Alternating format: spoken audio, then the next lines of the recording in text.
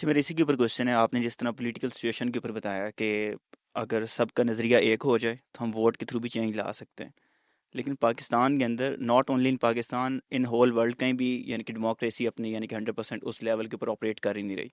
ایک اسپیسیفک ایک طبقہ ہوتا ہے وہی جا کے کنٹرول کر رہا ہوتا ہے. ایون دو اگر ہم ڈیموکریسی کو یعنی کہ ایگزامپل لے لیں تو اس کے اندر کبھی بھی میجورٹی تو گورنمنٹ کے اندر آتی نہیں ہے. ایک ایگزامپل ہے، لیٹس سپوز کہ پاکستان کے اندر 3 مین پارٹیز ہیں. لیٹس سپوز پیپلز پارٹی ہے، پی ایم ایل این ہے، پی ٹی آئی ہے، باقی چھوٹی موٹی اور بھی پارٹیز ہیں لائک اسلامک پارٹیز کے اندر جماعت اسلامی، تحریک لبیک، یعنی کہ 5 پارٹیز میجر ہیں. تو اب اگر میجورٹی کے اندر votes let suppose P T I کو مل گئے ہیں 30%، باقی 70% تو جاتے ہی نہیں تھے کہ پی ٹی آئی گورنمنٹ کے اندر ہے، لیکن اس کے باوجود پی ٹی آئی گورنمنٹ کے اندر آ گیا. Same for P M L N, same for other one else. In addition to this کہ پاکستان کے اندر تو اس طریقے سے ڈیموکریسی جو ہے وہ آپریٹ نہیں کر رہی ہوتی. جو میجورٹی کے اندر ہے وہ تو شاید گورنمنٹ سے باہر بیٹھا ہوتا ہے یا جس طریقے سے معاملات چل رہے ہوتے ہیں. تو ہاؤ از اٹ پاسبل کہ ہم نظریے کی بیس کے اوپر وہ چینج گورنمنٹ لیول کے اوپر لے کے آ سکتے ہیں؟ دس از the only way, this is the only way. اس کے علاوہ کوئی ایک راستہ آپ مجھے بتا سکتے ہیں؟ سر جس طرح ڈاکٹر سرار صاحب بات کرتے تھے کہ انقلاب کے تھرو آ سکتا ہے کہ میجورٹی، یعنی کہ جس طرح وہ ایران کی ایک ایگزامپل دیتے ہیں ایرانین ریولوشن کے اندر، اس طرح باقی بھی یعنی کہ کئی اور ایگزامپل اس طرح کر کے دیتے ہیں. ہاں سر، پہلی بات ہے یہ ڈاکٹر صاحب پہ الزام ہے. میں نے پوچھا ان کے بہت قریب کے لوگوں سے، یہ کہ 2 لاکھ لوگ ہوں گے تو اسلام آباد چلے جائیں گے، this is not something what he meant. اور وہ سسٹینیبل ماڈل ہے بھی نہیں. 2 لاکھ لوگ لے کے آپ اسلام آباد چلے جائیں تو کون سی پولیٹیکل پارٹی ہے مین اسٹریم میں جس کے پاس 2 لاکھ بندہ نہیں ہے؟ اگلے دن وہ جا کے بیٹھ جائے گا آپ کے خلاف. تو وہ تو بیسکلی ایک میوزیکل چیئر سٹارٹ ہو جائے گی نا، اس کا فائدہ نہیں ہے. دیکھیں ہمارے پاس ترقی کے 2 ماڈلز ہمارے سامنے ہیں. اسلامی دنیا میں ہمیں جو پریسیڈنس نظر آتا ہے، ایک سیکولر ایران کا ہے اور ایک سیکولر ترکیہ کا ہے. سیکولر ایران سڈنلی 1979 میں سیکولر نہیں رہا. 1925 سے 1979 تک وہ سیکولر ملک تھا. ایک ریولوشن آئی، تبدیلی آئی. ایران دنیا میں آئی بھی بڑا طاقتور ہے، ساری باتیں ہیں، لیکن اس کی وہ سگنیفیکنس نہیں ہے جو ہو سکتی تھی. اس کے کمپیریزن میں ہم ترکیہ کو دیکھتے ہیں. کانسٹیٹیوشنلی جو آج بھی سیکولر ہے لیکن پریکٹیکلی اب وہ سیکولر نہیں ہے. انہوں نے بہت کچھ ریکلیم کر لیا ہے.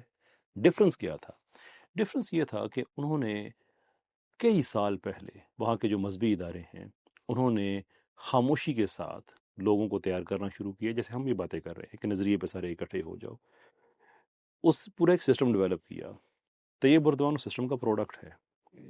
انہوں نے bit by bit, legislation by legislation, policy by policy ملک کو آہستہ آہستہ سیکولرزم سے وہ اسلام کی طرف لے کے آئے. اگرچہ لکھا وہاں پہ سیکولرزم ہی ہے ابھی تک، لیکن پریکٹیکلی وہ نہیں ہے. اب سیکولر پارٹیاں الیکشن نہیں جیتتی.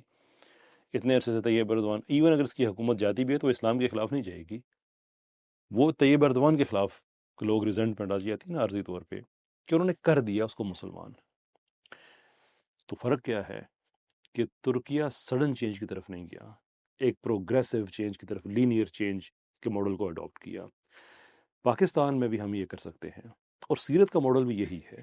میں ایران کے میں خلاف نہیں ہوں کہ انہوں نے اچانک کیوں کر دیا، اور ہم سیئنگ اس کہ ہم نے دیکھا کہ ایک وہ ماڈل تھا. ترکیہ کی جو دنیا میں سگنیفیکنس ہے وہ ایران کی نہیں ہے. That's the hard truth. ہم اس ماڈل کو لے کے آ سکتے ہیں. 25-30 سال کا ہمارا بھی ہو سکتا ہے.